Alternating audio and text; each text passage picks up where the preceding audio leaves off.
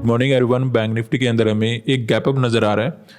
तो यहाँ पे कैसा ट्रेड मार्केट के अंदर बनाया जा सकता है? बनाने को देखिए बाय का ट्रेड यहाँ पे लिया जा सकता है, लेकिन डायरेक्टली अगर बढ़ गया तो इतना सेफ नहीं रहेगा मार्केट, क्योंकि फिर वो रेजिस्टेंस वगैरह के आसपास चला जाएगा, फिर ब्रेकआउट करेगा या नहीं करेगा वो हमें देखना पड़ेगा।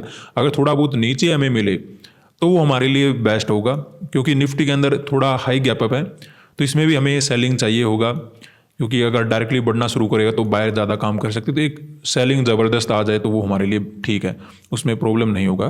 तो वेट करते हैं ओपन होने का, उसके बाद हम ट्रेड मार्केट के अंदर करने की कोशिश करेंगे। अभी जस्ट मार्केट ओपन हो चुका है, ओपन होते ही सेलिंग आ गया, ये अच्छी बात है, इसमें डरने वाली बात नहीं है। डायरेक्टली बढ़ जाएगा उसमें प्रॉब्लम में भी हमारे लिए हो सकता है, थोड़ा सेलिंग आता है तो वो हमारे लिए ठीक ही रहेगा, जितना नीचे मिले उतना बेस्ट है। और निफ्टी के अंदर भी ऐसा ही है। थोड़ा बहुत वेट करते हैं यहाँ पे, उसके बाद हम ट्रेड मार्केट के अंदर बना लेंगे। तो यहाँ पे मार्केट ने एक ब्रेकआउट किया है, अभी ट्रेड हमें नहीं बनाना है, मार्केट में बेवजह ट्रैप हो जाएंगे। थोड़ा बहुत यहाँ पे वेट कीजिए, उसके बाद ही हम ट्रेड मार्केट के अंदर बनाएंगे। इसको नीचे आने दीजिए। इस लेवल पे बाय करना, इसका क्या मतलब होगा? एक तो आप रेजिस्टेंस को मार्केट में डायरेक्टली टारगेट करोगे तो वो इतने अच्छे से मार्केट काम नहीं कर पाएगा। तो हमें इस प्रकार से एंट्री लेना है कि हमारा इस रेजिस्टेंस तक टारगेट हिट हो जाए। अगर हम यहाँ पे बाय करें तो टारगेट कब देखेंगे? तो टारगेट हमें मिल नहीं पाएगा। सेलिंग करने का कोई बेनिफिट है नहीं, यहाँ पे सेलिंग करने का बिल्कुल भी सही नहीं लग रहा। तो मार्केट के अंदर अभी वेट करते हैं, थोड़ा बहुत नीचे आने दीजिए इनको, फिर देखेंगे। तो यहाँ पे हम मार्केट के अंदर ट्रेड लेने वाले हैं। कॉल का तो देखिए पोजीशन बन नहीं पाएगा। कॉल अगर हम काम करें तो मुझे लगता है नीचे आए तब तो हम काम कर सकते हैं। यहाँ पे तो एक पुट का ट्रेड बनने वाला है। निफ्टी में भी एक रेजिस्टेंस लेवल के आसपास ही ट्रेड करा और बैंक निफ्टी भी एक रेजिस्टेंस वगैरह के आसपास आया हुआ है।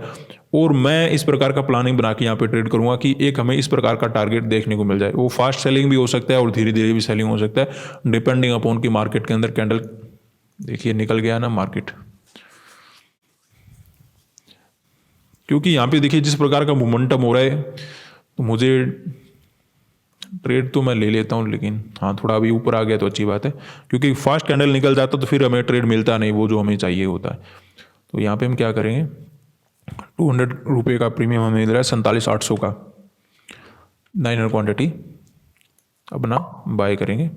उसके बाद सेकंड पोजीशन बनाएंगे, 47,700 का पुट ले लेते हैं और अपना सेम क्वांटिटी रखेंगे। निफ्टी के अंदर भी अच्छा है, अपना रेजिस्टेंस लेवल के आसपास अवेलेबल है हमें, तो यहाँ पे भी काम किया जा सकता है, थोड़ा एक्स्ट्रा क्वांटिटी भी रख सकते हैं। तो बात कर लेते हैं कि यहाँ पे हमने मार्केट के अंदर पोजीशन क्यों बनाए। देखिए ओवरऑल अगर आप स्ट्रक्चर को समझना चाहोगे तो मैं एक कॉल साइड का पोजीशन बनाना चाहता था, क्योंकि यहाँ पे अच्छे सेलर मार्केट के अंदर बैठे होंगे, इनको मैं टारगेट करना चाहता था। लेकिन उसके लिए मुझे थोड़ा मार्केट नीचे चाहिए था। आया तो था मार्केट, लेकिन इतना नीचे नहीं आ पाया था कि मैं जब मार्केट के अंदर कॉल का पोजीशन बनाऊं और इस रेजिस्टेंस तक मेरा टारगेट हिट हो जाए। इस प्रकार का मोमेंटम मुझे नज़र नहीं आया था कि नीचे आ गया मार्केट। यहाँ कहीं होता तो क्या होता कि कम से कम मुझे 200 पॉइंट का तो मोमेंटम चाहिए जो सामने से नज़र आ जाए। उसके बाद एवरेज तो वो हो जाता है कि 150 पॉइंट में भी हो जाता है कभी कभी प्रॉफिट, लेकिन मुझे कम से कम नज़र तो आनी चाहिए कि मार्केट 200 पॉइंट अपसाइड का मोमेंटम कर सकता है। अब बात कर लेते हैं कि यहाँ पे कॉल साइड का तो हम नहीं बना पाए, लेकिन ऐसा क्या नज़र आ गया कि हमें पुट साइड में जाना पड़ा मार्केट के अंदर। देखिए डेफिनेटली यहाँ पे सेलर बैठे होंगे, अपर साइड भी मार्केट के अंदर सेलर आए होंगे, यहाँ पे भी मार्केट के अंदर सेलर बैठे होंगे, लेकिन सिचुएशन यहाँ पे क्या हो चुकी है। मान लेते हैं कि आपको यहाँ पे मार्केट डाउन साइड जाता हुआ नजर आ रहा था और आपने यहाँ पे सेल करना शुरू किया, यहाँ पे कहीं पर भी सेल करना शुरू किया। ये डिपेंड करता है कि आपने कितने रुपए का प्रीमियम लिया, इसके बाद ही आप यहाँ पे एसएल देने वाले हो। कैसे?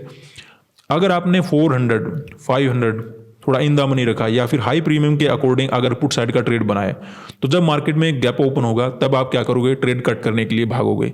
लेकिन अगर हम दूसरी साइड समझे, आपने लिया 200 रुपये का प्रीमियम, 300 रुपये का प्रीमियम, ऐसे कुछ अगर प्रीमियम ले रखें, या फिर आप कह लीजिए 100 का आपने लिया, तो ये जो प्रीमियम है उसके बाद आपने सेलिंग देखा, उसके बाद नेक्स्ट डे अगर जब मार्केट में कोई अच्छा गैप ओपन हो जाता है, ये प्रीमियम हाफ से भी कम हो जाते हैं। यानी कि 100 रुपये वाला 50 रुपये का हो जाएगा, 50 से भी कम चला जाए, 200 रुपये वाला हो सकता है और भी कम हो जाए, 300 रुपये वाला भी काफ़ी ज़्यादा कम हो जाएगा।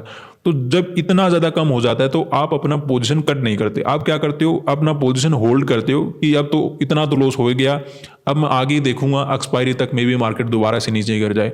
तो हमें एसएल मिलते नहीं जो हमें चाहिए होते हैं। लेकिन अगर मार्केट में थोड़ा नीचे आ जाता, या फिर ओपनिंग हमें थोड़ा डाउन साइड मिलता, तो उससे क्या होता, ये जो 300 रुपये वाला प्रीमियम थे तो कुछ तो आपको प्रॉफिट नजर आया ही होगा। उसके बाद क्या होगा कि जैसे वो कम होगा आप तुरंत अपना पोजीशन काटने की कोशिश करोगे और मार्केट के अंदर अचानक से मोमेंटम हमें देखने को मिलेगा।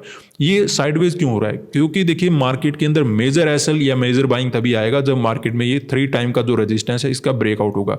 और ये होता हुआ मुझे अभी तो नजर नहीं आ रहा, पहले नीचे जाए उसके बाद में भी दोबारा से ब्रेकआउट वगैरह करने के लिए मार्केट निकले, वो एक अलग कहानी रहेगी। लेकिन पहले मार्केट को नीचे आना पड़ेगा, क्योंकि यहाँ पे अच्छे सेलर हैं जो मार्केट के अंदर बैठे हैं, वो क्या करेंगे, इस रेजिस्टेंस का ब्रेकआउट का वेट करेंगे। डायरेक्टली ब्रेकआउट हो नहीं पाएगा, क्योंकि यहाँ पे जो सेल वगैरह करके बैठे हैं, जिन्होंने प्रीमियम लिए थे 300 200 100 ऐसे कुछ अगर प्रीमियम लिए होंगे, तो वो क्या करेंगे, अपना एसएल नहीं काटेंगे, क्योंकि वो वेट करेंगे या तो 0-0 हो जाएगा या फिर मार्केट गिर जाएगा एक्सपायरी तक, तो मेरे दोबारा से प्रीमियम बढ़ जाएंगे, कहीं ना कहीं मार्केट में सेलिंग है। तो इस वजह से मुझे लगता है कि कहीं ना कहीं अपसाइड का मोमेंटम ना होकर पहले डाउन साइड का मोमेंटम होगा, उसके बाद दोबारा से मार्केट अपर साइड के लिए निकल सकता है, उसमें कोई भी दो राय नहीं है। और मैंने ट्रेड इसलिए बनाया क्योंकि निफ्टी के अंदर भी आसपास रेजिस्टेंस है, बैंक निफ्टी के आसपास भी रेजिस्टेंस है।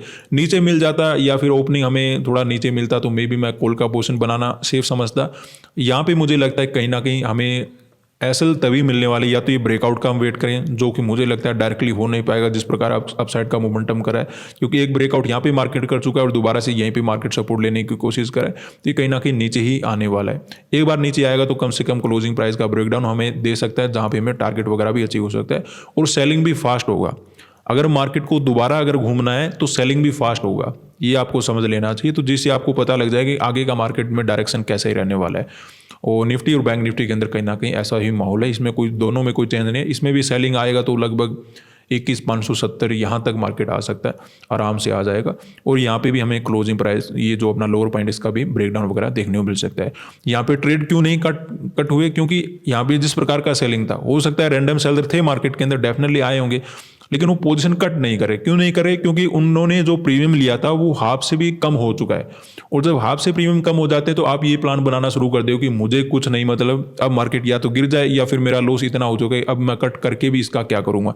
तो जब इस प्रकार की सिचुएशन हो जाती है तो मार्केट को दोबारा से नीचे आना पड़ता है, ताकि वो अवरेज करे, अवरेज वगैरह हो जाए, कुछ नए सेलर मार्केट के अंदर आ जाए, और फिर दोबारा से मार्केट के अंदर अपसाइड का मोमेंटम बहुत ज़्यादा है, पॉसिबल है कि हो जाएगा।